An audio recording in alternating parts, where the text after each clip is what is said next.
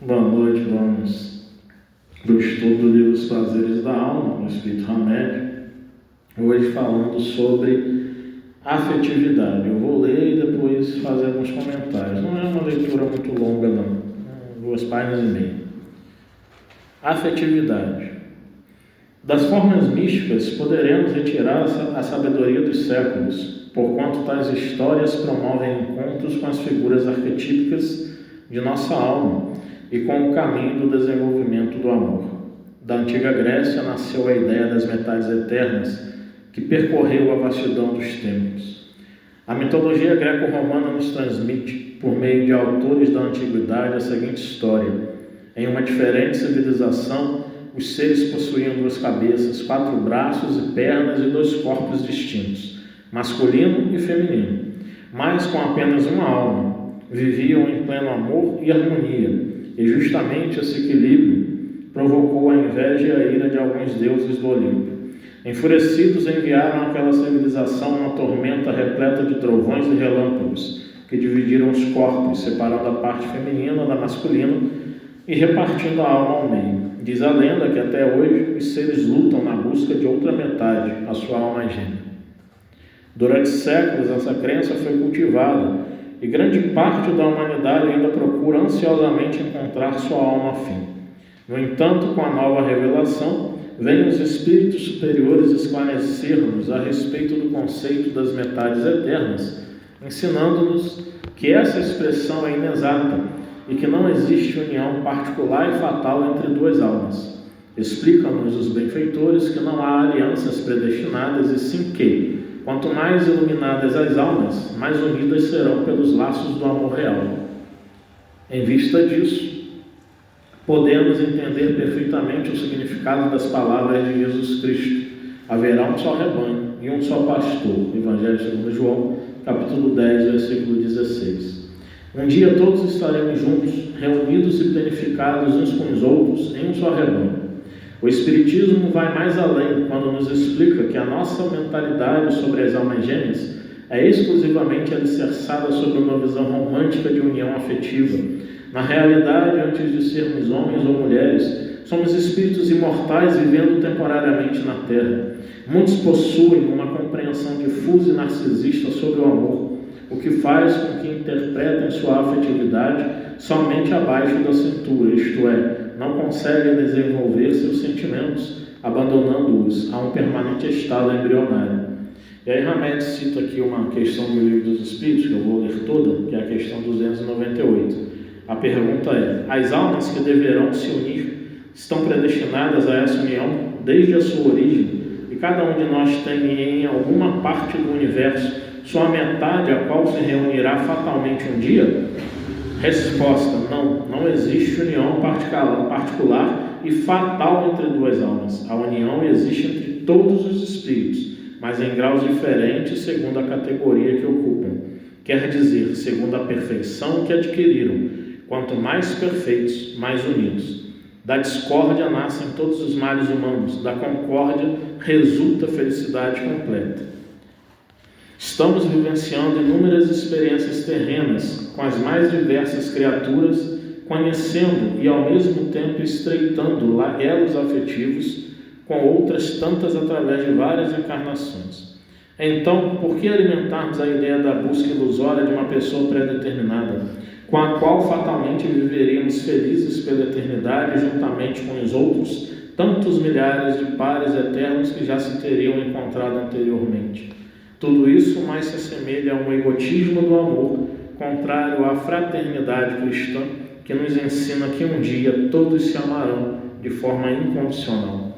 Os aspectos do amor não podem ser vistos como se nosso eu seja o único referencial e que qualquer coisa que não se enquadra em nosso modo de ser seja rotulada de desamor ou de não ser nossa metade eterna. Enquanto estivermos pensando dessa maneira, não amaremos verdadeiramente. Estaremos, sim, criando uma idealização amorosa, na ânsia de que os outros jamais ousem discordar do nosso ponto de vista. Em outras palavras, se alguém divergir da nossa opinião, teremos a certeza de que não é nossa alma gêmea e, por consequência, nunca poderá nos proporcionar o amor real, o que será um grande equívoco. Amar não significa esperar que alguém nos satisfaça todos os anseios e necessidades que só cabe a nós satisfazer. É bem interessante que aqui o Hamed ele coloca que em outro estudo eu havia falado, né, sobre esse mito dos seres andrógenos, né, 4 braços, 4 pernas e tal, aqui essa história de almas gêmeas é uma balela, não existe, né, como espíritos que seriam criados uns para os outros e teriam que estar na busca de sua metade eterna, e o Espiritismo ele nega veementemente isso, e até porque é uma questão racional, né? Se a evolução ela é individual, apesar de nós vivermos em um coletivo, e se nós tivermos que, imaginemos se nós tivéssemos que buscar em alguém a nossa metade eterna, né? Então nós seríamos seres que nunca poderíamos chegar a uma plenitude, chegar ao ponto que Jesus Cristo chegou, né? De estar unificado em seu consciente, em seu inconsciente, porque eu dependeria de uma outra metade. Isso é irracional, isso não tem lógica de ser. Né? Posso interromper? Pode, vontade. Mas Chico falava que tudo que é seu vai chegar de algum modo a você, tudo que te pertence. Eu acredito que aí tudo ele vai em nível espiritual, né? Pode ser uma alma afim, não uma alma gêmea, assim, né? O que é seu vai chegar de qualquer forma para você, mesmo que siga caminhos nebulosos. Ele deixava bem claro isso. O que é seu chegará a você.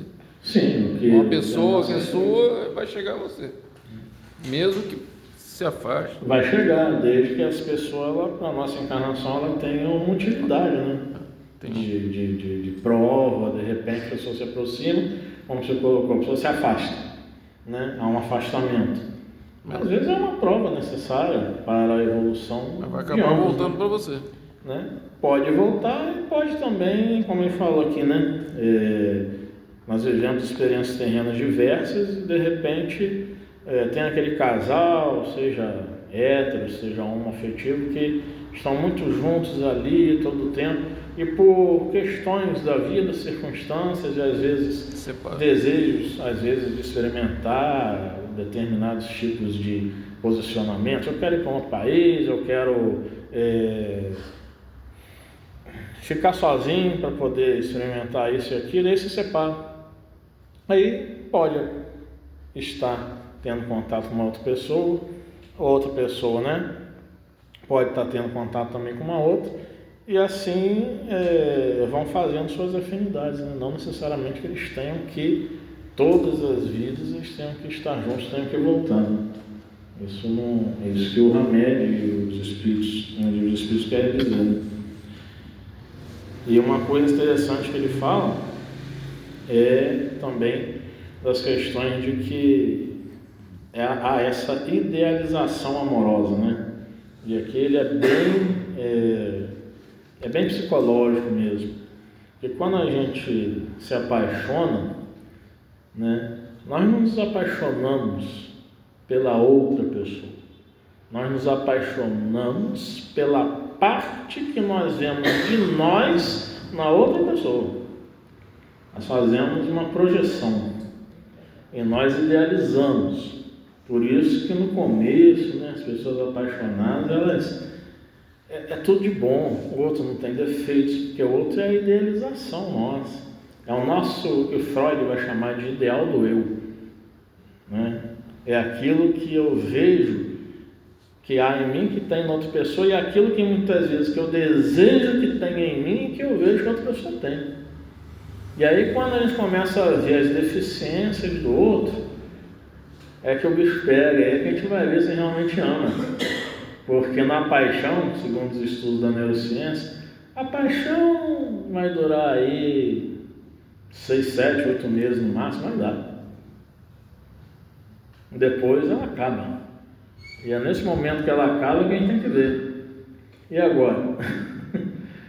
Quantos casais que, né, muitas vezes passam anos, estão aí com 40, 50, às vezes 60 anos de casados, né? Conhecemos casais assim, e quando a gente conversa, né? Ou eles falam, independente de nós conversarmos e perguntando, eles falam, agora a nossa vida assim, é mais uma vida de companheirismo, né? É mais uma vida de companheirismo, não tem mais aquela emoção, aquela paixão, não tem. Tem um amor, tem, mas não é aquela coisa de, né? Claro, se acontece algo, uma doença, estão ali preocupados, mas não tem mais aquela coisa fervorosa, né? De querer o tempo todo estar ao lado da pessoa, né? Muitas vezes a pessoa está querendo, até reclama, né? Me deixa quieto, eu quero meu espaço. Né? E cada um fica mesmo no seu espaço, cada um fica fazendo as suas coisas, né? No decorrer dos anos começa a acontecer isso, e é aí que está o perigo, porque isso se torna uma rotina, e essa rotina, esse cotidiano começa a fazer o quê? Com que um sentimento esfrie, porque já não se olha mais para outra pessoa vendo novidades, já se olha para outra pessoa vendo assim, eu conheço aquela pessoa, eu sei como é. Tem gente que até fala assim, conheço fulano com uma palma da mão. Eu acho muito soberbo esse tipo de fala, né? Porque ninguém conhece, nem se conhece direito, mas conhecer outra pessoa com uma palma da mão da gente, como nós falamos aí.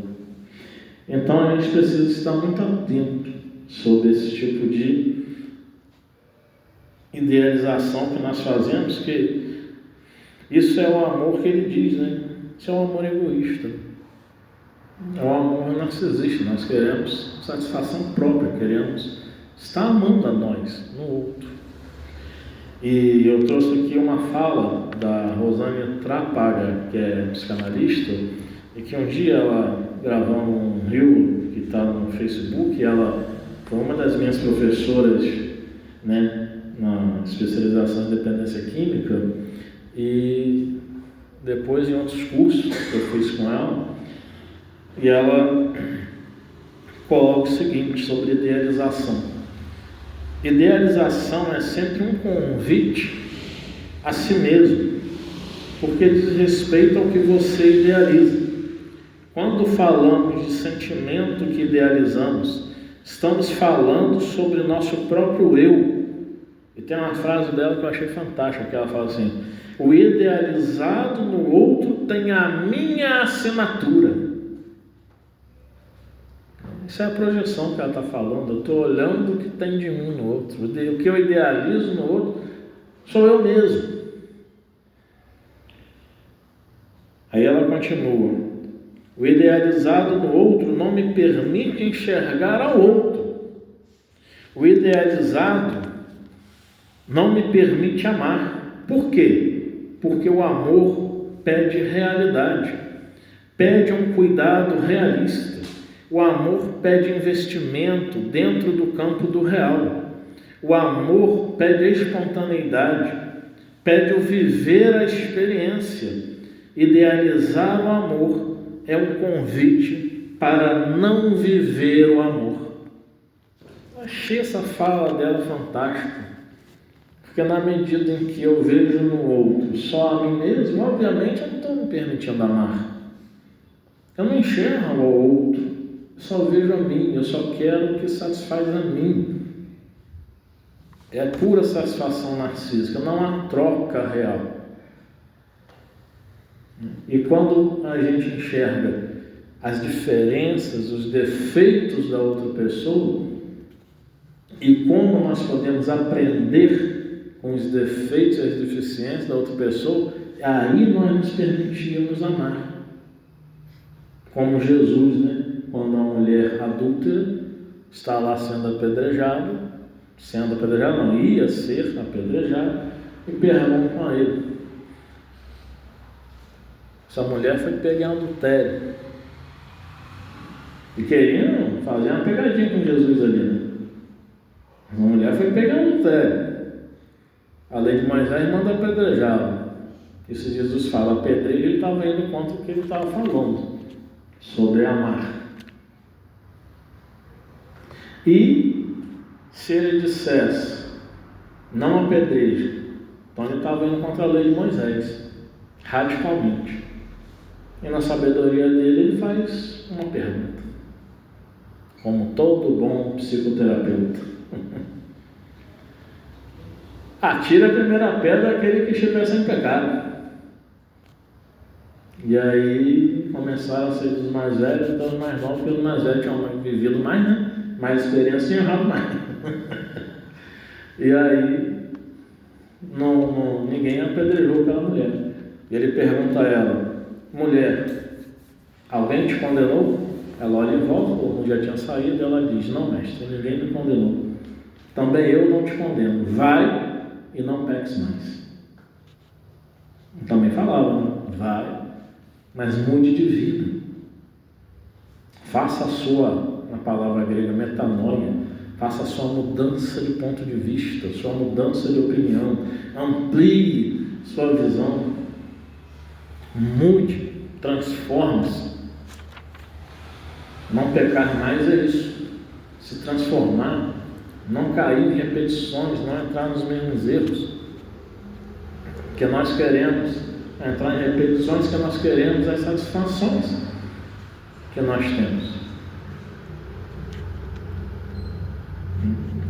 Por isso que o adúltero, quando não muda, permanece adulterando. Por isso que o alcoólico permanece bebendo. Por isso que o fumante permanece fumando. Em todas as dependências químicas existentes, essa repetição está presente. Em todas as falhas morais, essa repetição está presente, porque se quer satisfação. O nosso corpo pede essa satisfação. O nosso cérebro se habitua a essa satisfação. Mas nós precisamos, como espíritas, entender que se nós temos a convicção de que somos espíritos vivendo uma experiência na carne, nós precisamos entender aquela frase que Jesus falou. O espírito está preparado, a carne é fraca. Só que a primeira parte da oração, dessa frase de Jesus, ela é retirada e fala-se sempre que a carne é fraca. Mas ele diz claramente antes, o espírito está preparado. Que na medida que nós estamos aqui, nós temos o desejo, e o desejo ele é um desejo de satisfazer realmente aquilo que o corpo está pedindo. Mas nós temos algo que é além do desejo. O desejo ele não é ético, o desejo não pensa, o desejo é apenas instintividade primitiva. Mas nós temos vontade. E vontade está além do desejo, que a vontade é racional. A vontade, nós só temos vontade porque nós pensamos. E pensamos no que fazer. Se nós nos deixarmos levar pelos desejos, nós nos deixamos levar pelos impulsos. Mas quando nós falamos assim, tenho vontade de fazer isso, nós começamos a organizar o nosso pensamento, a arrumar estratégias para realizarmos aquilo. Isso é vontade. Há uma grande diferença entre desejar e ter vontade. Desejo e vontade são diferentes.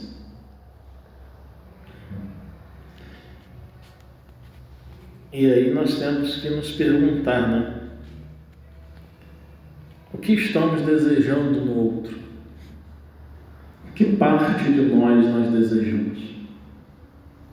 E colocamos, idealizamos no outro. E ao desejarmos essa parte de nós no outro, a nós mesmos no outro, como eu posso amar ao outro? Como eu posso enxergar ao outro como diferente de mim? O outro é um ser humano, igual a mim nesse sentido. É um ser humano. Mas ele é diferente de mim. Todos nós aqui somos, não tem gêmeos univitelinos aqui. Todos nós aqui somos diferentes, fisicamente inclusive. Alguns têm o mesmo sexo biológico, mas todos somos diferentes. E somos iguais por sermos seres humanos. Quando nós começamos a entender isso, nós vamos entender uma frase simples: diferenças são apenas diferenças, não são defeitos. Giovana é flamenguista, Luiz é flamenguista. Ó, estou com vocês, sou flamenguista. A Joel é tricolor. A Ana Cristina é estrela solitária. A botafoguense está se unindo aqui com o Paulo Marcelo, estrela solitária, botafoguense. Mas vamos estar em discordância? Sim, nas questões do futebol, sim. Mas vamos estar em discordância no dia a dia por conta disso? De modo nenhum. De modo algum. Então, é enxergar que a diferença do outro nos faz evoluir onde? Progredir em pensamento onde? Em tolerância, respeito. Isso é progresso, e isso é progresso espiritual.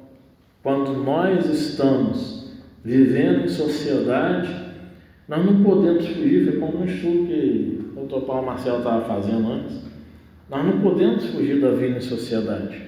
Por mais que Jesus tenha dito para nós desapegarmos, mas nós vivemos em sociedade. E nessa convivência em sociedade é onde nós vamos aprender os respeitos aos diferentes. O respeito àqueles que não pensam como nós, àqueles que não agem como nós. E buscarmos dialogar para entender por que o outro age diferente. Dentro da família isso é muito difícil. Eu tenho exercitado isso em casa, dialogando bastante. É difícil. Por que é difícil? Porque enquanto figuras paternas e maternas, nós queremos impor o nosso modo de pensar, principalmente aos filhos, aos enteados. E muitas vezes não damos a eles o direito de se expressarem para nós, para entendermos como é que eles estão pensando. E de repente a gente entender que o que e como eles estão pensando não está errado, não. E aí lembro de um estudo que o Hamed realizou no livro anterior, As Dores da Alma, onde ele fala que muitas vezes nós nos colocamos dentro de casa. Eu já tive esse erro de dizer assim: eu pago as contas, enquanto você estiver sob o meu teto, você me obedece, ponto. Isso não dá o direito ao diálogo. Então, como que nós podemos educar pessoas, cidadãs que dialoguem, se elas dentro de casa têm justamente falta de liberdade, repressão? Não tem como. Elas vão crescer pessoas adultas que não vão ser tolerantes, não vão aceitar algo diferente, a não ser que sejam assim, uma mente realmente já em progresso contra isso, um espírito que já progrediu nessa situação, que pode acontecer, mas é muito difícil. A influência dos valores familiares molda a gente, e é difícil a gente conseguir dialogar. É muito complicado quando se impõe algo. E a gente repete esse padrão comportamental. Nós impomos algo. E uma das imposições, que aqui no início do estudo o Hamed fala sobre as questões dos mitos, das formas míticas, poderemos retirar a sabedoria dos séculos, porquanto tais histórias promovem encontros com as figuras arquetípicas de nossa alma. A figura arquetípica que traz para a gente a ideia de um amor eterno, de uma alma gêmea, por exemplo. Figura arquetípica é qual a imagem primeira, nos mitos da humanidade estão presentes. Na nossa sociedade judaico-greco-cristã, o primeiro mito é o de Adão e Eva. Um homem criado, uma mulher criada para aquele homem. Feita, como disse o Dr. Antônio Pinheiro Guedes no livro Ciência Espírita, segundo o mito cristão da Bíblia, o mito judaico, na verdade. feita a mulher a partir de uma cirurgia tão mal feita, né? Retirada da costela de um... Né? Ele, como médico, ele olhou e falou assim, era algo muito pobre, né? Só que ele também não olhou o símbolo, né? Talvez ele não tivesse conhecimento do hebraico, né? Que Adão, na verdade, não é o homem, né? Nem Eva é a mulher. Adão é Adama, terra fértil, ou sangue vermelho, né? E Eva,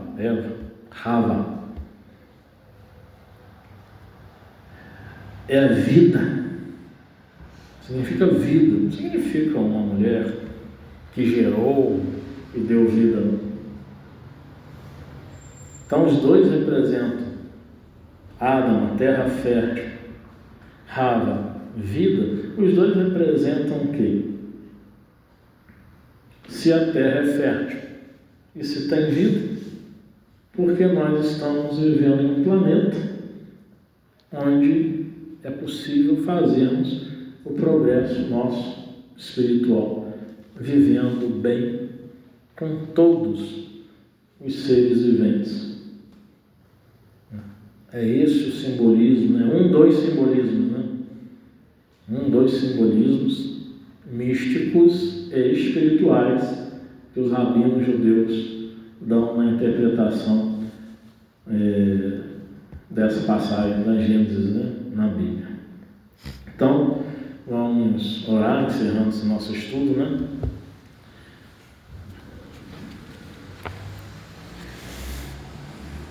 Deus, nosso Pai, estamos agradecidos por mais este momento de estudo, por mais este momento de reflexão.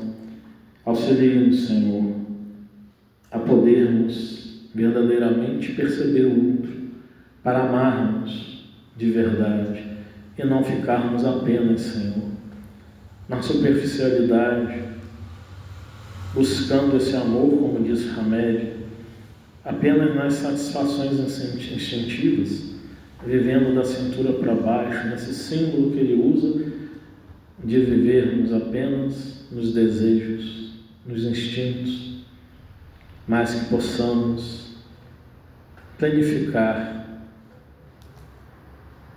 esses sentimentos, alcançando assim o ápice, Senhor, do amor fraterno, do amor universal, que é o que o cristianismo em realidade traz para nós. Assim seja.